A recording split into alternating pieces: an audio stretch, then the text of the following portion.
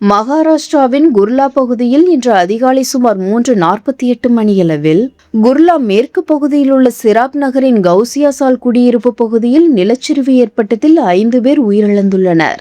தீயணைப்பு படை, காவல்துறை, தேசிய பேரிடர் மீட்பு படை, ஆம்புலன்ஸ் சேவை மற்றும் மும்பை மாநகராட்சி பிரிவு ஊழியர்கள் அடங்கிய குழுக்கள் சம்பவ இடத்தில் தேடுதல் மற்றும் மீட்பு பணியில் தீவிரமாக ஈடுபட்டு வருகின்றனர்.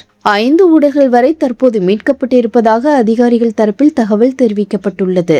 நிலச்சரிவை தொடர்ந்து பிஎம்சி மேயர் ரிது தாவ்டே மற்றும் கூடுதல் மாநகராட்சி ஆணையர் அவினாஷ் தாக்னே ஆகியோர் காட்கோவரில் உள்ள பாதிக்கப்பட்ட இடத்தை பார்வையிட்டு நிலைமையை ஆய்வு செய்தனர்.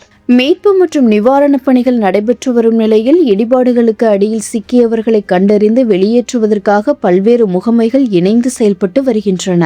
மும்பை மற்றும் அதன் புறநகர் பகுதிகளில் தொடர்ந்து பெய்து வரும் கனமழை காரணமாக போக்குவரத்து பாதிப்பு மற்றும் தாழ்வான பகுதிகளில் வெள்ளப்பெருக்கு ஏற்பட்டுள்ள நிலையில் இந்த நிலச்சரிவு விபத்தானது பெரும் சோகத்தை ஏற்படுத்தியுள்ளது.